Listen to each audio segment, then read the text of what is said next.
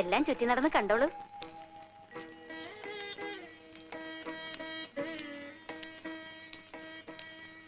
നിങ്ങൾ ഇങ്ങ് പോരെ.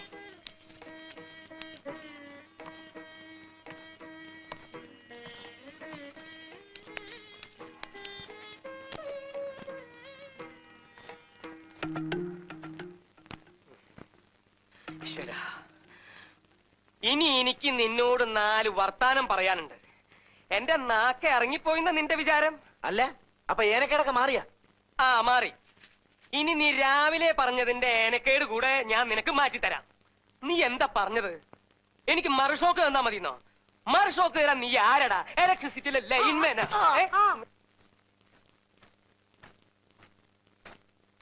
നിന്നെ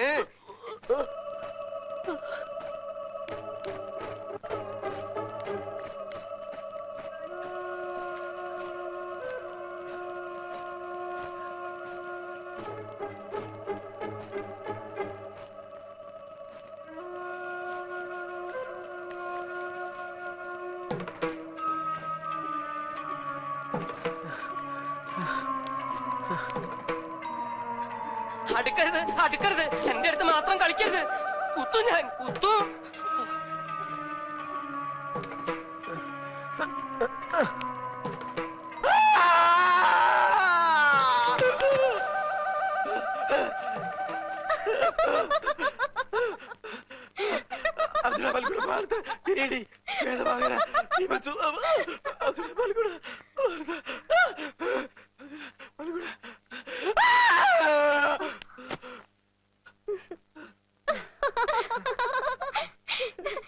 ദാസപ്പൻകുട്ടിയെ, അത് നകുലേന്റെ ഭാര്യ ഗംഗ ചേച്ചിയാ.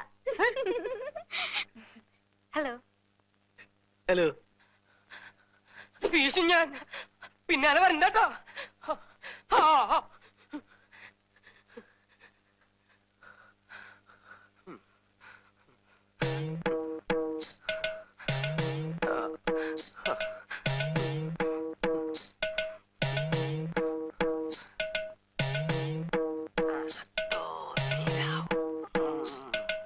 അയ്യോ,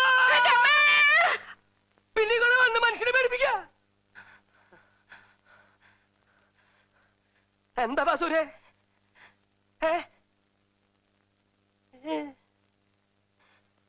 എന്താ വേണ്ടത്? എന്താന്ന്?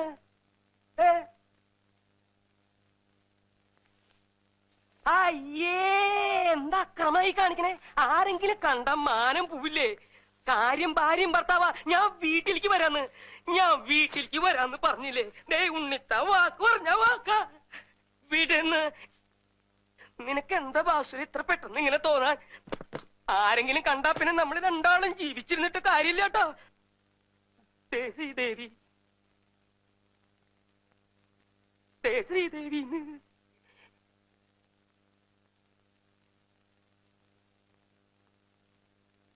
പിടിച്ചു വലിക്കരുത്. നേ പിടിക്കേ. നീ എവിടേക്ക് എന്നെ കൊണ്ടുപോണേ? ഇതിനെ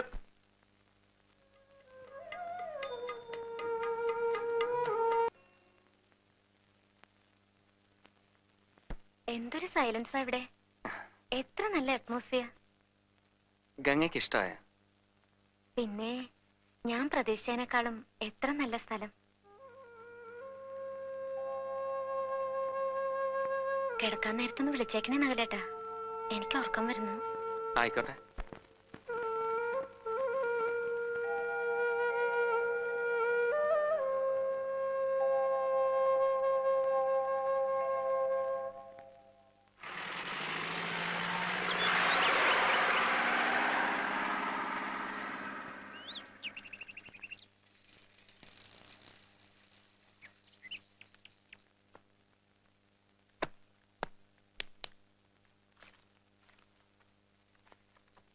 ഈ പുസ്തകങ്ങളൊക്കെ ചേച്ചിയുടെ ആണോ? അതെല്ലോ. തൽക്കാലം ഇവിടെ എവിടെയെങ്കിലും ഇരിക്കട്ടെ, പിന്നെ നമുക്ക് പറ്റിയ സ്ഥലം നോക്കി മാറ്റാം.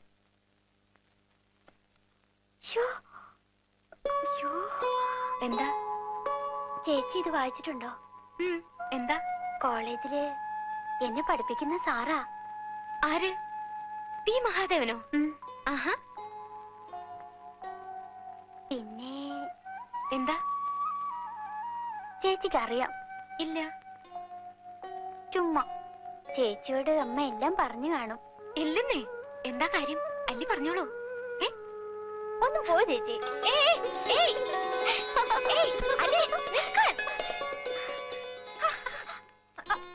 അങ്ങനെ പോയാലോ? കാര്യം പറഞ്ഞാലേ വിടും. എന്താ കാര്യം? സാറിനെ കല്യാണാലോചിച്ചിരിക്കുക. ആഹാ, അത് ശരി. എന്നിട്ട് ഇപ്പോഴാണ് ഇത് പറയുന്നത്? ഒക്കെ നിശ്ചയിച്ചോ? മേഡത്തില്. സാരതേ നമ്മുടെ തൊട്ട അയലത്താ താമസം. എവിടെ? ദാ അവിടെ.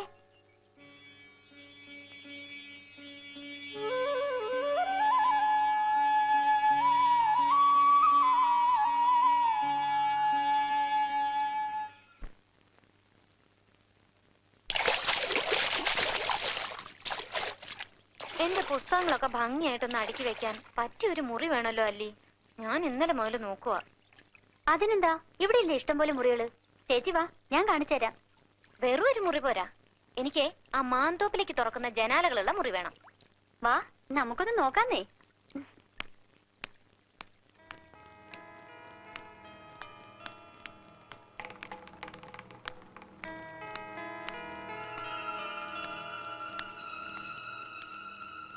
ആരും ഇതുവഴിയൊന്നും വരാറേ ഇല്ല.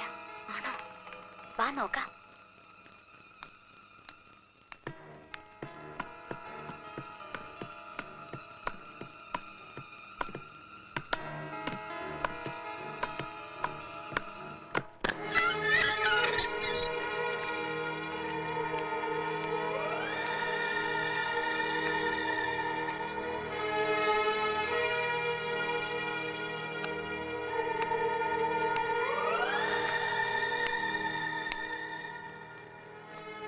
ചേച്ചി, ദേ ആ മുറി കറക്റ്റ് ആയിരിക്കും തോന്നുന്നു.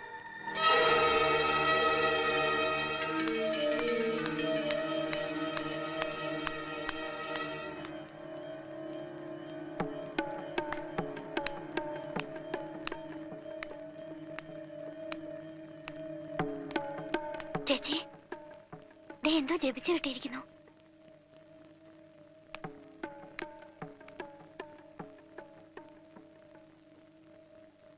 ഇത് പൂട്ടിയിരിക്കുകയാണല്ലോ. സാരല്ലേ ചേച്ചി, അച്ഛന്റെ ഈ താക്കോല് കാണും. നമുക്ക് വാങ്ങിച്ചു തുറക്കാം. അമ്മാവനാൻ തോന്നുന്നു. വാ പോവാം.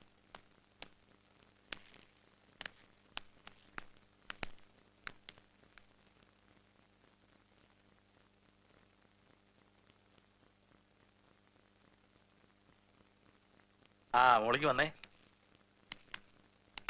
എവിടെയായിരുന്നു? വെറുതെ മുകളില്.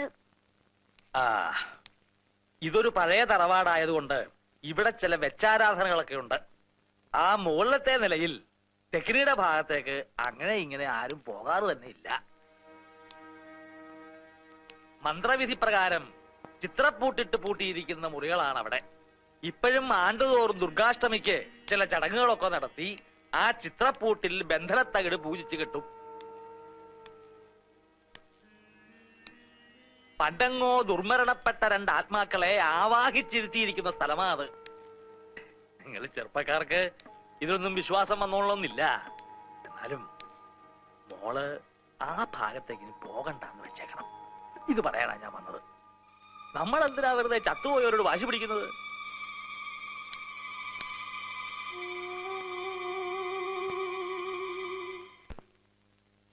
ആരൊക്കെയാ ഈ ചത്തുപോയവര്? 150 വർഷങ്ങൾക്ക് മുമ്പാ. അന്ന് ഇവിടെ മൂപ്പ് ഭരിച്ചിരുന്ന പ്രതാപശാലിയായ ഒരു കാർന്നവരുണ്ടായിരുന്നു. ആ കാർന്നവര് തഞ്ചാവൂരിൽ നിന്നങ്ങണ്ട ഒരു നൃത്തക്കാരിയെ മേഡമെ കൊണ്ടുവന്ന് താമസിപ്പിച്ചു. നാഗവല്ലി എന്നായിരുന്നു ആ തമിഴത്തിയുടെ പേര്.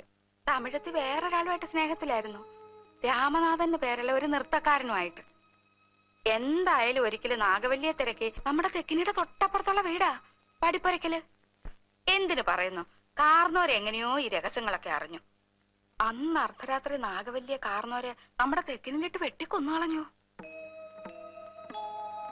8ാം ദിവസം ദുർഗാഷ്ടമി രാത്രിയില് നാഗവല്ലിയുടെ പ്രേതാത്മാവ് ഒരു രക്തയക്ഷിയായിട്ട് മാറി കാർന്നവരെ കുത്തി കൊലപ്പെടുത്താൻ വേണ്ടി അരക്കകത്ത് വരെ കയറി ചെന്നാ പറയുന്നേ. കാർന്നവരെന്തൊക്കെയോ ഭയങ്കര മന്ത്രമൊക്കെ ചൊല്ലി ഒടുവിൽ രക്ഷപ്പെട്ടു.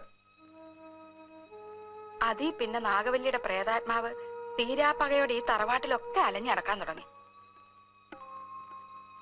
പിന്നെ ആലപ്പാറ പോറ്റിമാര് വന്ന് 61 ദിവസം മാന്ത്രിക ക്രിയകളൊക്കെ നടത്തിയിട്ടാ തമിഴത്തിയുടെ ആത്മാവിനെ ആ തെക്കിനി ബന്ധിച്ചത്. ആ പഴയ കാരണവരും അവസാനം വിഷം കഴിച്ച് ആത്മഹത്യ ചെയ്യായിരുന്നു. ആ ആത്മാവിനെ ഈ തെക്കിനിക്കകത്ത് തന്നെയാ ബന്ധിച്ചിരിക്കുന്നത്. ഇതൊക്കെ മുത്തശ്ശിമാര് പറഞ്ഞു കേട്ട കഥകളാണേ. സത്യം എന്താണെന്ന് ആർക്കറിയാം. ആ പിന്നെ ആ രാമനാഥം വന്ന് രഹസ്യമായിട്ട് താമസിച്ച വീട്ടില് ഇപ്പോഴാരാ താമസിക്കുന്നറിയോ? അല്ലിയുടെ ചെക്കനാ, ആ കോളേജ് ലെക്ചറർ.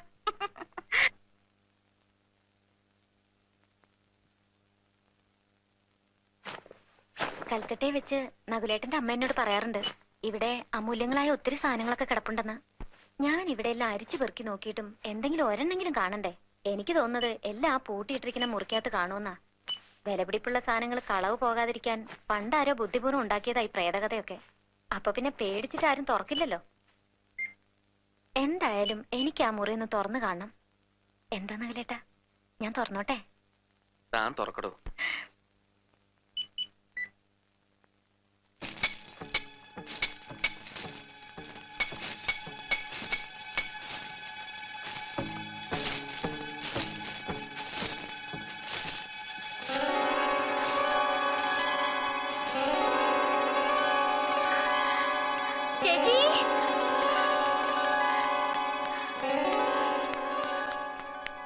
പുതിയ താക്കോല് ഇപ്പഴാ ചന്തു കൊണ്ട് തന്നത്. ആരെങ്കിലും എതിർപ്പും കൊണ്ട് വരുന്നതിന് മുമ്പ് തുറന്നേക്കണേ. ഞാൻ പോട്ടെ, കോളേജിൽ പോണം. പിന്നെ വരേ.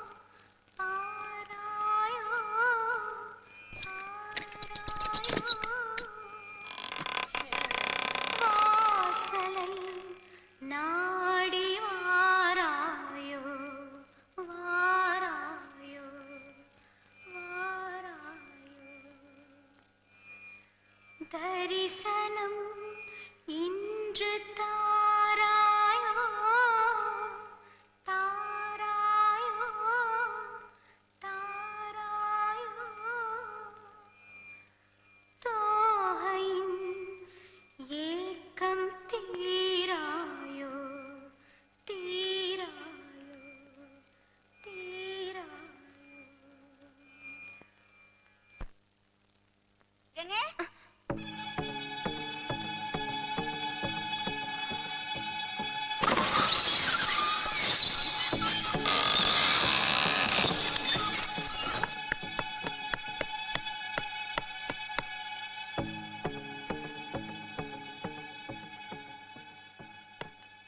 വിലക്കപ്പെട്ട മുറിയായിരുന്നു അത്.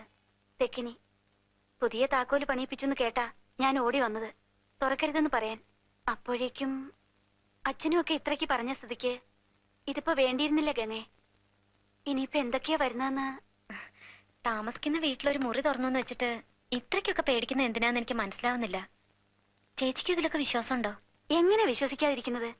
അറിഞ്ഞോ, ആ താക്കോല് പണിഞ്ഞ കൊല്ലം കിടപ്പായിന്ന് ദേഹത്താകെ പൊങ്ങിയിട്ടുണ്ടെന്നാ കേട്ടത്. പിന്നെ താക്കോല് പണിയിക്കാൻ പോയ ആ പയ്യനില്ലേ, ചന്തുവിന്റെ കൂട്ടുകാരൻ ബിച്ചു, അവനും പനിച്ചു തുടങ്ങിന്ന്. ഇനിയിപ്പൊ ഞാനും ചന്തുവും കൂടെ കുറച്ചു നാളത്തേക്ക് ഇങ്ങോട്ടാക്കാൻ താമസം. അല്ലാതെ എങ്ങനെയാ? ഈ ചെകുത്താങ്കോട്ടയ്ക്കകത്ത് നിങ്ങൾക്ക് എന്തെങ്കിലും വന്നാ കൂട്ടിന് ആരെങ്കിലും വേണ്ടേ? വരികയാണെങ്കിൽ എല്ലാവർക്കും കൂടെ അനുഭവിക്കാം.